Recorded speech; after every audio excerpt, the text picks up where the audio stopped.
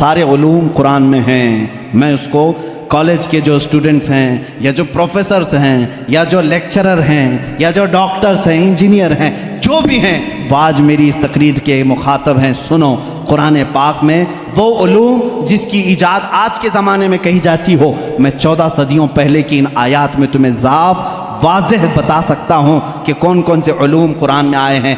آپ نے شاید پہلے دن ہی سنا ہوگا، آسٹرونومی، یہ وہ علم ہے جو علم الفلکیات جس کو کہتے ہیں، آسمان کائنات کا علم، آسمانوں میں کیا ہے، گیلیکسی میں کیا ہے اور کیسے دنیا وجود میں آئی، اس علم کے جاننے والے آسٹرونومی کہلائے جاتے ہیں۔ آسٹرونومی کے بیسک فارمولے قرآن پاک میں ہے۔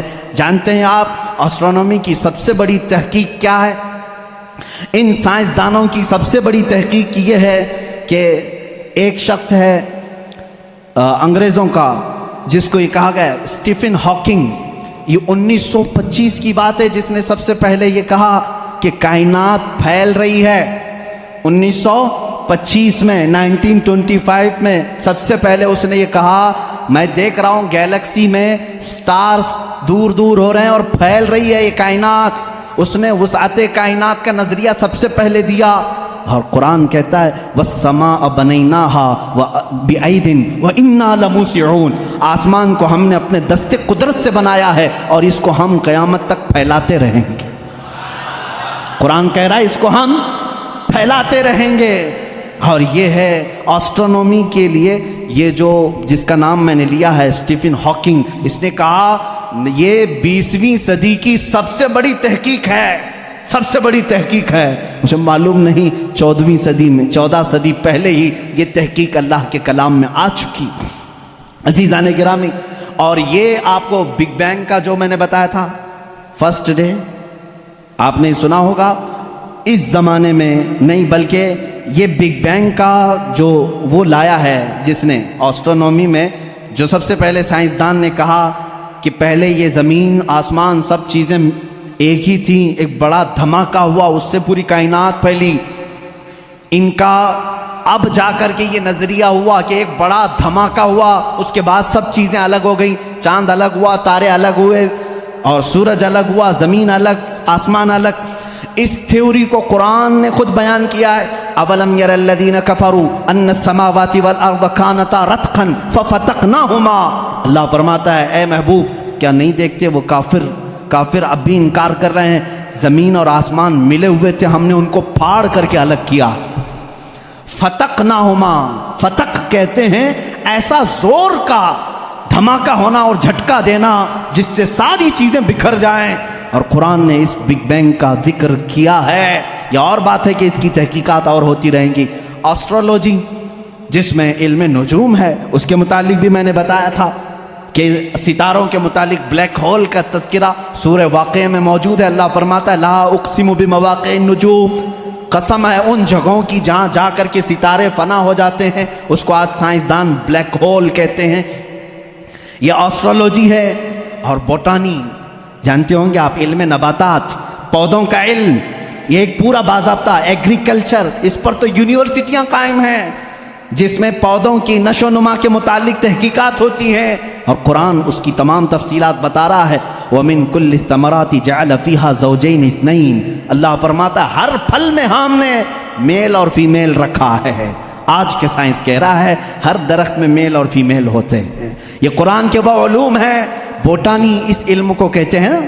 آپ میرے پاس اسٹوڈنٹس ہوں گے کوئی ایگریکلچر کے، درختوں کے، پیڑ پودوں کے معاملات کے سلسلے میں قرآن کی ایک نہیں 10 آیتیں میں تمہارے سامنے پیش کروں گا۔ اس کے علاوہ زولوجی، آسٹرولوجی کے علاوہ زولوجی جانوروں کا علم، حیوانات کا علم، اس علم پر بھی آج کروڑوں ڈالر خرچ کیے جاتے ہیں۔ زولوجی اور اینیملز کے اوپر ریسرچ کیے جاتے ہیں۔ زولوجی قرآن میں بیان ہے۔ تمہیں معلوم ہے وَمَا مِن دَابَّةٍ فِي الْأَرْضِ وَلَا طَائِرٍ يَطِيرُ بِجَنَاحِهِ إِلَّا أُمَمٌ أَمْثَالُكُمْ۔ ایک سائنسدان ہے، اس سائنسدان کا نام میں تذکرہ نہیں کر رہا ہوں، اس نے سب سے پہلے کہا جانوروں میں بھی انسانوں جیسی کچھ عادتیں ہیں، میں نے ان پر تحقیق کی ہے۔ اس سائنسدان نے کہا، اور رب تعالیٰ فرماتا ہے زمین میں کوئی جانور ایسا نہیں، اور اڑنے والے پرندوں میں کوئی ایسا نہیں، الا امم امثالکم، وہ سب کے سب تمہارے جیسی سوسائٹی رکھتے ہیں، تمہارے جیسی سوسائٹی، ان کے خاندان ہوتے ہیں، ان کے اپنی برادریاں ہوتی ہیں، ایک ہی خاندان کے ساتھ اڑتے ہیں، آتے ہیں، جاتے ہیں۔ یہ پرندوں کا معاشرتی معاملہ یہ زولوجی کہلاتا ہے، آج کی تحقیق میں ہے اور قرآن میں موجود ہے۔ قرآن اس بات کو پہلے بتا چکا ہے۔ صرف پرندوں کی بات نہیں میرے عزیزوں، اس کے علاوہ جو اور بھی اس میں ہے، قرآن پاک میں چونٹیوں کا علم، ایک سائنسدان ہے، اس نے کہا ہے کہ چونٹیاں بات کرتی ہیں ایک دوسرے کو، اور یہ سب ایک دوسرے کے کانٹیکٹ میں آ کر کے ہی کام کرتی ہیں۔ اور قرآن کہہ رہا ہے، سورہ نمل پوری چونٹیوں کی آیت سورہ ہے، اللہ تعالیٰ فرماتا حتی اذا اتوا علی واد النمل قالت نملۃ یا ایھا النمل ادخلوا مساکنکم، جب سلیمان علیہ السلام اپنے لشکر کے ساتھ سے گزر رہے تھے تو ایک چونٹیوں کی وادی کے پاس آپ آئے، تو اللہ فرماتا ہے چونٹیوں کی جو بڑی سردار تھی اس نے ساری چونٹیوں سے کہا یا ایھا النمل ادخلوا مساکنکم، اے چونٹیوں جلدی جلدی اندر داخل ہو جاؤ، کہیں سلیمان علیہ السلام کا لشکر تمہیں بے خبری میں روند نہ جائے۔ چونٹی بات کر رہی ہے اپنے تمام افسروں کو یا اپنے سپاہیوں کو، اور یہ قرآن کہہ رہا ہے۔ اور آج اس پر ریسرچ کرنے والے کو بہت بڑا انعام بھی دیا گیا ہے کہ چونٹیاں بات کرتی ہیں۔ یہ زولوجی میں آتا ہے، جانوروں پر ریسرچ کرنے والے۔ شہد کی مکھی پر ایک بندہ ہے جس نے ریسرچ کیا اور اس کو نوبل انعام ملا ہے، نوبل پرائز ملا ہے، اس کا نام واشوین اس طرح سے کچھ ہے، اس کو نوبل انعام ملا ہے۔ اس نے کہا یہ مکھی جو ہے جو چھتے پر آتی ہیں، ان کے اندر ایک کمیونیکیشن ہوتا ہے، ان کے اندر ایک رئیس ہوتی ہے، ایک ملکہ ہوتی ہے، سردار ہوتی ہے۔ پہلے کے جو کتابیں ہیں، شیکسپیئر کی کتابیں مشہور ہیں لٹریچر میں انگلش کے، شیکسپیئر کی کتابوں میں شہد کی مکھی کو مذکر بیان کیا گیا ہے، جیسے اس کے بہت سارے سپاہی ہوتے ہیں، ایک اس میں سردار ہوتا ہے مکھیوں میں۔ لیکن یہ 1975 میں 1975 میں ایک سائنسدان نے تحقیق کر کے بتایا شہد کی مکھیاں کمیونیکیشن کرتی ہیں، ایک دوسرے سے رابطہ کرتی ہیں، اور ان کو ایک ملکہ ہوتی ہے اور وہ آرڈر دیتی ہے اور اس کے آرڈر کے اعتبار سے سب جاتی ہیں۔ اور قرآن میں دیکھو رب تعالیٰ فرماتا ہے وَأَوْحَى رَبُّكَ إِلَى النَّحْلِ أَنِ اتَّخِذِ مِنَ الْجِبَالِ وَمِنَ الشَّجَرِ بُيُوتًا فَاسْلُكِي سُبُلَ رَبِّكِ ذُلُلًا يَخْرُجُ مِن بُطُونِهَا شَرَابٌ مُخْتَلِفٌ أَلْوَانُهُ فِيهِ شِفَاءٌ لِلنَّاسِ۔ اللہ فرماتا ہے تمہارے رب نے شہد کی مکھی کو یہ علم دیا ہے، اور شہد کی مکھی کا جو ورڈ یوز ہوا ہے عربی میں وہ مؤنث یوز ہوا ہے۔ اللہ قرآن میں فرماتا ہے مکھا نہیں مکھی۔ اب تک کہتے تھے کہ مکھی کا جو مذکر ہے وہ اس پہ سب چھتے پر لا کر جمع کرتے ہیں۔ 1975 میں زولوجی اس علم کی تحقیق کرنے والے ماہر سائنسدان نے بتایا نہیں، ساری مکھیاں اس میں سے جو رئیس ہوتی ہے وہ بھی مؤنث ہوتی ہے، اس کے جتنے افسر ہوتے ہیں وہ بھی مؤنث ہوتے ہیں۔ قرآن اس میں مؤنث کے صیغے استعمال کر کے فرما رہا ہے شہد کی مکھی رئیس اپنے ہم نواؤں سے کہتی ہے جاؤ پھولوں کو چوس کر کے لاؤ، وہ آرڈر دیتی ہے اور اس کے بعد وہ لا کر کے اپنے تھوک کو جمع کرتی ہیں۔ اب یہ بھی اس نے 1975 میں یہ بھی ایجاد کیا شہد کہاں سے نکلتا ہے، شہد کہاں سے نکلتا ہے؟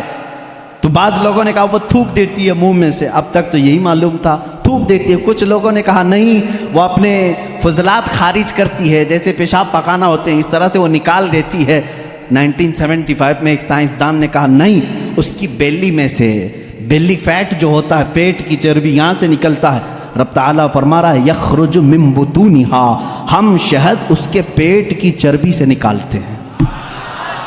زولوجی کی یہ تحقیق 1975 میں ہوئی، اور قرآن عظیم اس وقت فرما رہا ہے ہم شہد کی مکھی کے پیٹ میں سے نہایت ہی میٹھی غذا تمہارے لیے نکالتے ہیں، اس میں اللہ کی نشانیاں ہیں، اور خود مولا نے فرمایا شفاء للناس، اس میں پوری تمہارے لیے انسانوں کے لیے شفا ہے۔ اور اتنا ہی نہیں میرے عزیزو، یہ ڈنک مارے تو السلام علیکم ورحمۃ اللہ وبرکاتہ۔ میرے پیارے عزیز دوستو، محترم بھائیوں، امید کرتا ہوں کہ مفتی سلمان اظہری صاحب کا یہ بیان، مختصر سا 10 منٹ کا بیان، آپ کو بہت ہی زیادہ پسند آیا ہوگا۔ اس بیان کے اندر مفتی سلمان اظہری صاحب نے ہم کو قرآن پاک کے تعلق سے سمجھایا کہ قرآن پاک میں کس طرح کے علوم موجود ہیں، قرآن پاک پڑھنے سے کیا کیا حاصل ہوتا ہے، قرآن پاک ہم کو پڑھنا چاہیے، کتنا پڑھنا چاہیے، اور ہمیں قرآن پاک سے کس قدر محبت کرنی چاہیے۔ اور بھی اس کے علاوہ بھی قرآن پاک کے تعلق سے مفتی سلمان اظہری صاحب نے بہت ہی بہترین انداز میں ہمیں پیغام دیا۔ اگر آپ کو یہ بیان اچھا لگا ہو تو چینل کو سبسکرائب کر دیجئے، ویڈیو کو لائک کر دیجئے اور زیادہ سے زیادہ شیئر کر دیجئے، تاکہ قرآن پاک کے علوموں کے بارے میں عام لوگوں کو بھی معلوم ہو جائے، ان لوگوں کو معلوم ہو جائے جن کو قرآن پاک کے علوموں کا علم نہیں ہے۔ تو ابھی ویڈیو کو شیئر کر دیجئے، چینل کو لازمی سبسکرائب کر دیجئے۔ السلام علیکم ورحمۃ اللہ زہر ہے، وبرکاتہ۔ لیکن اپنے شہد کے چھتے میں جا کر چھوڑ دے اپنے پیٹ کی غذا، تو دنیا کی سب سے عظیم غذا ہے۔ ایک ہی چیز میں دو چیزیں ہیں، اور اس کے علاوہ جانوروں پر بہت سارے، کہ اللہ تعالیٰ فرماتا افلا ينظرون الى الابل کیف خلقت، تم نہیں دیکھتے کہ اونٹوں کو اللہ نے کیسے پیدا کیا؟ تو زولوجی کے سے تعلق رکھنے والے اسٹوڈنٹ سے میں کہتا ہوں، اونٹوں کی پیدائش پر تم بھی ریسرچ کرتے ہوں گے۔ آج تقریباً یہ کالجوں میں پڑھایا گیا ہے زولوجی کے اسٹوڈنٹس کو کہ تمام مخلوقات میں اونٹ کی تخلیق ایک سب سے الگ ہے، اس لیے کہ اس کے اندر ایسا مادہ ہے 1 مہینے تک بغیر کھائے پیے زندہ رہتا ہے، پانی جمع کر لیتا ہے، اور رب تعالیٰ فرما رہا ہے سارے جانوروں میں اس کی تخلیق الگ کی گئی ہے، تم نہیں دیکھتے اونٹوں کی طرف؟ قرآن پاک میں زولوجی کا ایک پورا چیپٹر مجھے الگ کر کے آپ کو بتانا پڑے گا، بہت ساری چیزیں، پرندوں کا علم، چیونٹیوں کا علم، حتیٰ کہ اللہ تعالیٰ نے بھی بیان فرمایا مکڑی کا جالا اتخذت بیتا وان اوہن البیوت لبیت العنکبوت۔ اللہ فرما رہا ہے دنیا کے گھروں میں سب سے کمزور گھر مکڑی کا ہوتا ہے۔ آج تحقیق تقریباً 1950 یا 60 کے بیچ میں ایک سائنسدان نے کہا کہ مکڑی جانوروں میں سب سے کمزور دل والی ہوتی ہے، اس لیے کہ یہ اپنے نر کو ہی مار دیتی ہے، اور قرآن کہہ رہا ہے اتخذ وان اوہن البیوت، بلکہ اللہ فرما رہا ہے سب سے کمزور گھر